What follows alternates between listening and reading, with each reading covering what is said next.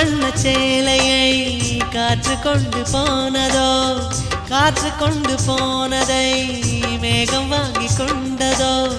வாங்கி கொண்ட சேலைதான் வானவில்